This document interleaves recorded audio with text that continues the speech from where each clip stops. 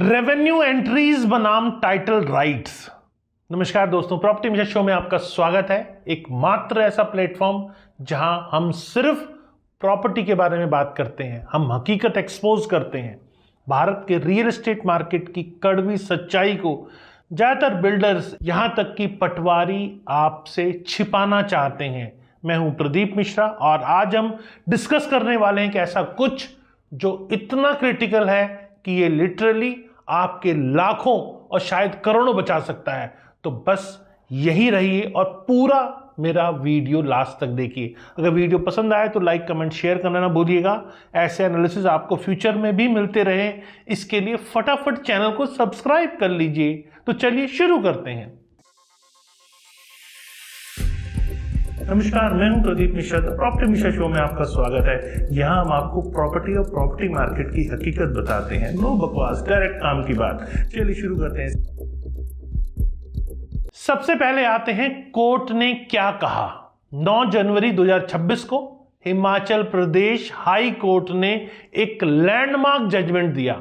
Justice Virendra Singh के words जो हर home buyer के कान में गूंजने चाहिए, बस इसीलिए कि डिफेंडेंट का नाम रेवेन्यू रिकॉर्ड में दिख रहा है, इसका कोई वैल्यू नहीं है, क्योंकि रेवेन्यू रिकॉर्ड टाइटल का प्रूफ नहीं है। इस बात को एक सेकंड के लिए सोचिए, पॉज लीजिए और सोचिए।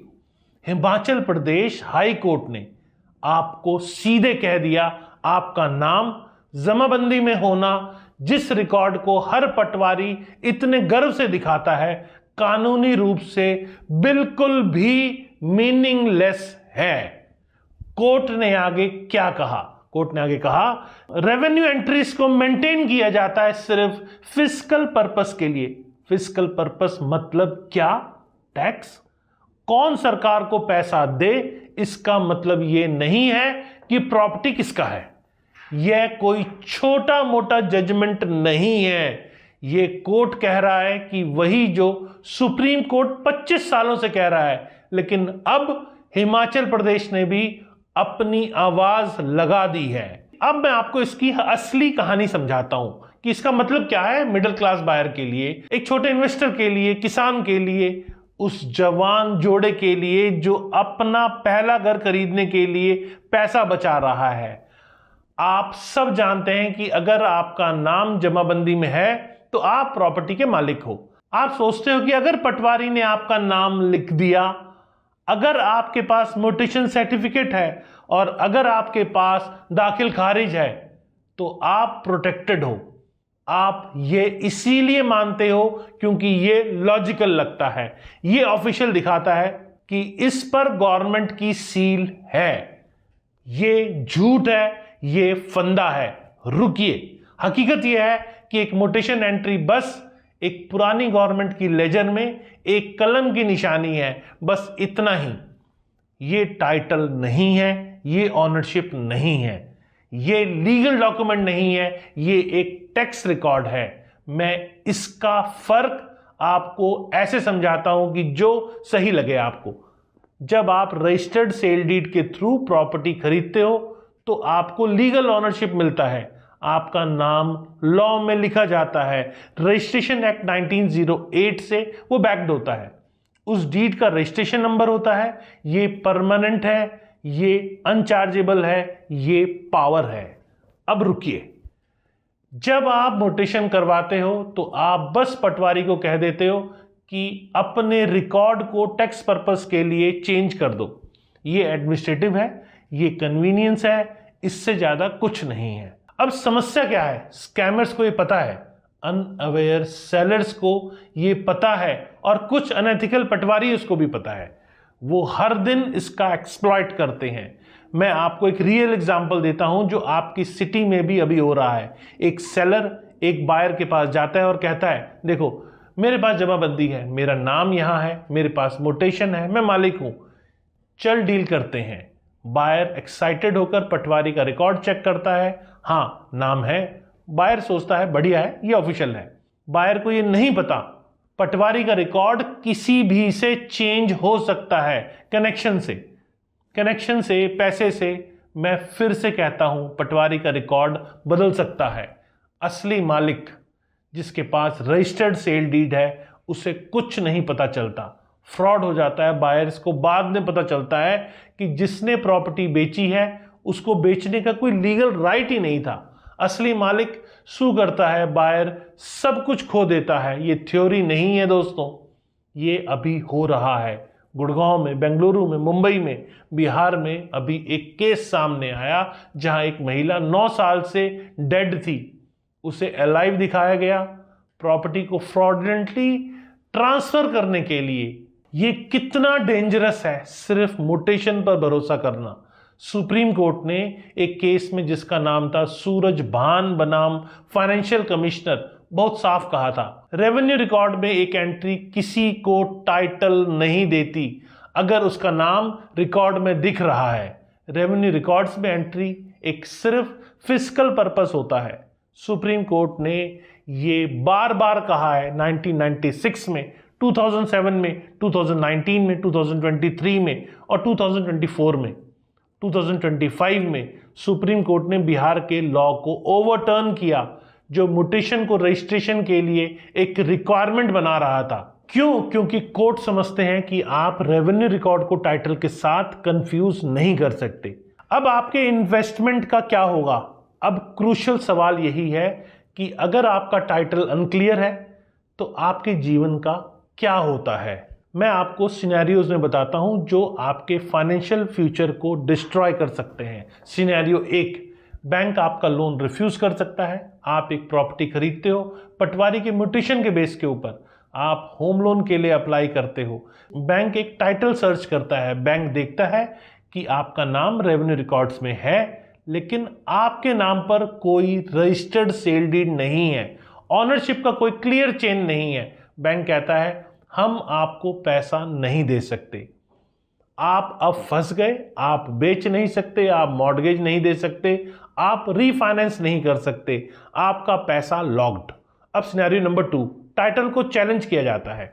5 साल के बाद आपकी खरीद के असली ऑनर जिसके पास रजिस्टर्ड सेल डीड है सामने आता है और कहता है ये प्रॉपर्टी मेरी है, ये म्यूटेशन फेक था। उस पटवारी को पैसे दिए गए थे, वे सिविल सूट फाइल करता है। अब आपका पूरा इन्वेस्टमेंट रिस्क में है। कोर्ट जमाबंदी को नहीं देखेगा, कोर्ट रजिस्टर्ड डीड को देखेगा, कोर्ट ऑनरशिप के चेन को ट्रेस करेगा और अगर टाइटल किसी और के पास है तो आप सब कुछ खो देंगे। ये केस 7, 10 यहां तक कि 15 साल तक चलते हैं। इस बीच आपका पैसा स्टक है, आप बेच नहीं सकते, आप डेवलप नहीं कर सकते, आप अपने बच्चों को भी ये नहीं दे सकते क्योंकि उन्हें एक लीगल लायबिलिटी नहीं चाहिए। सिनेरियो नंबर 3, रीसेल का नाइटमेयर। आप 10 साल के बाद प्रॉपर्टी बेचना चाहते हो, एक बायर आता है, बायर एक लॉयर हायर करता है, लॉयर एक टाइटल सर्च करता है, लॉयर देखता है कि रेवेन्यू रिकॉर्ड और एक्चुअल रजिस्टर्ड डीड के बीच एक डिस्क्रिपेंसी है। बायर कहता है पहले इसे क्लियर करना होगा।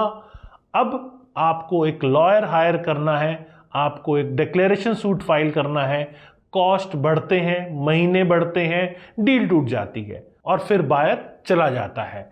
वे एक प्रॉपर्टी चुन लेता है जिसका टाइटल क्लियर है। आप एक प्रॉपर्टी होल्ड कर रहे हो जिसका कोई बायर नहीं है, मतलब कोई इस प्रॉपर्टी को लेना नहीं चाह रहा। सिनेरियो नंबर 4, गवर्नमेंट का एक्शन।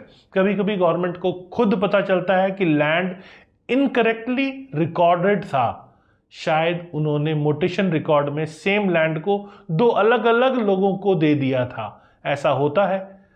जब डिस्कवर हो जाता है तो गवर्नमेंट लैंड को बैक ले लेता है, आपका इन्वेस्टमेंट चला गया। ये गवर्नमेंट लैंड को एक्वायर कर लेता है या गवर्नमेंट लैंड को एक्वायर कर लेती है, एक मेट्रो प्रोजेक्ट के लिए, एक हाईवे के लिए, एक स्कूल के लिए। लेकिन क्योंकि आपका टाइटल अनक्लियर है, आपका कंपनसेशन एक लीगल बैटल में फंस जाता है जो सालों तक चलता रहता है। अब सिनेरियो नंबर 5, इनहेरिटेंस का डिजास्टर। आप चले जाते हो, आपके बच्चे प्रॉपर्टी इनहेरिट करते हैं, लेकिन क्योंकि आपका नाम सिर्फ रेवेन्यू रिकॉर्ड में है और एक क्लियर रजिस्टर्ड डीड में नहीं है, आपके बच्चों को इनहेरिटेंस डिस्प्यूट का सामना करना पड़ता है। कोहियर्स प्रॉपर्टी को क्लेम करते हैं। आपका परिवार अपनी ही एक असेट के ऊपर सालों तक कोर्ट में लड़ता है। अब मेरा फाइनल वर्डिक्ट, वार्निंग जो आपको प्रोटेक्ट कर सकती है, ध्यान से सुनिए, ये नॉन नेगोशिएबल है।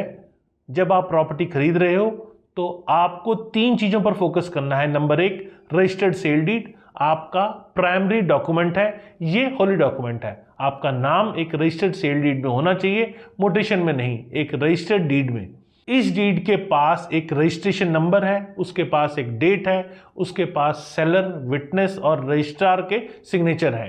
ये डीड लैंड रजिस्ट्री में रिकॉर्ड होता है, ये एक पब्लिक रिकॉर्ड बन जाता है। ये प्रूव करता है कि आपके पास लीगल ऑनरशिप है। Number 2, title search report. आपको एक क्वालिफाइड लॉयर से टाइटल सर्च रिपोर्ट लेनी चाहिए, किसी जनरल डॉक्यूमेंट कलेक्टर से नहीं, एक लॉयर से। ये रिपोर्ट प्रॉपर्टी की ऑनरशिप को पिछले 30 सालों के लिए ट्रेस करना चाहिए, दिखाना चाहिए कि करंट सेलर से पहले किसके पास ये थी, उन्होंने कैसे इसे एक्वायर किया, सेल डीड के थ्रू या इनहेरिटेंस के थ्रू, क्या कोई लीगल डिस्प्यूट थे। टाइटल सर्च रिपोर्ट आपका इंश्योरेंस है, यह आपको बताता है कि प्रॉपर्टी का हिस्ट्री क्लीन है या उसके अंदर हिडन प्रॉब्लम्स हैं। Number 3, encumbrance certificate. ये सर्टिफिकेट कंफर्म करता है कि प्रॉपर्टी मॉर्गेज, लोन या लीगल क्लेम से फ्री है। आपको ये सर्टिफिकेट लैंड रजिस्ट्री से लेना चाहिए पिछले 13 सालों के लिए कम से कम। अगर इनकम्बरेंस सर्टिफिकेट दिखाता है कि प्रॉपर्टी के ऊपर कोई मॉर्गेज है तो आप जानते हो कि सेलर इस लोन को क्लियर किए बिना प्रॉपर्टी बेचने के लिए फ्री नहीं है। अब मोटेशन के बारे में क्या, जमाबंदी के बारे में, क्या ये यूजलेस है? नहीं, लेकिन ये सेकेंडरी है, ये सपोर्टिंग डॉक्यूमेंट्स हैं, ये एडमिनिस्ट्रेटिव कॉम्प्लायंस दिखाते हैं, ये दिखाते हैं कि टैक्सेस पे हो रहे हैं, लेकिन ये ऑनरशिप प्रूफ नहीं करते। ये आपका प्रोटेक्शन नहीं है। ये वो है जो मैं आपके लिए कह रहा हूं कि आपको करना चाहिए आज से शुरू करते हुए। अगर आप एक प्रॉपर्टी खरीद रहे हो तो सेलर के ओरिजिनल रजिस्टर्ड सेल डीड मांगिए, रजिस्ट्रेशन नंबर चेक कीजिए, लैंड रजिस्ट्री ऑफिस के साथ वेरीफाई कीजिए, 30 सालों के लिए टाइटल के चेन को चेक कीजिए। Make sure every transfer registered होना चाहिए, मेक श्योर कोई गैप नहीं है। इनकम्बरेंस सर्टिफिकेट मांगिए, मेक श्योर वह कहता है कि कोई इनकम्बरेंस नहीं है। अगर एक मॉर्गेज दिखता है तो मेक श्योर सेलर वह मॉर्गेज क्लियर कर रहा है बिक्री से पहले। एक प्रॉपर्टी लॉयर को हायर कीजिए एक फुल टाइटल सर्च करने के लिए। इसका खर्च 5,000 से 10,000 के बीच में करीब आता है।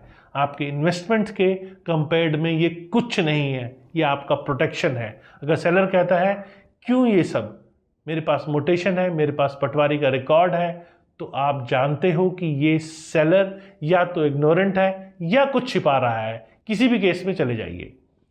अगर बैंक लोन से पहले मोटेशन मांगता है तो उससे क्वेश्चन करिए। सुप्रीम कोर्ट ने ये क्लियर किया है कि रजिस्ट्रेशन को मोटेशन की वजह से डिनाई नहीं किया जा सकता। एक रजिस्टर्ड डीड लोन के लिए सफिशिएंट है। अगर आप एक प्रॉपर्टी इन्वेस्टर हो, डेवलपर हो या एजेंट हो तो रेवेन्यू रिकॉर्ड को रिलाई करना बंद करिए। बायर्स को ये कहना बंद कीजिए कि मोटेशन ऑनरशिप का प्रूफ है। आप लोगों को डेंजर में डाल रहे हो। आप अगली जनरेशन के लिए प्रॉपर्टी डिस्प्यूट क्रिएट कर रहे हो जो इंडियन कोर्ट्स को दशकों के लिए क्लॉक करेंगे। हिमाचल प्रदेश हाई कोर्ट ने बात की है, सुप्रीम कोर्ट ने बात की है, लॉ क्लियर है। रेवेन्यू एंट्रीज टाइटल नहीं है, मोटेशन ऑनरशिप नहीं है, पटवारी का रिकॉर्ड एक लीगल डॉक्यूमेंट नहीं है। आपका प्रोटेक्शन रजिस्टर्ड सेल डीड है, टाइटल सर्च रिपोर्ट में है, इनकम्बरेंस सर्टिफिकेट में है। ये आपके वेपन्स हैं फ्रॉड के विरुद्ध, ये आपका प्रूफ है।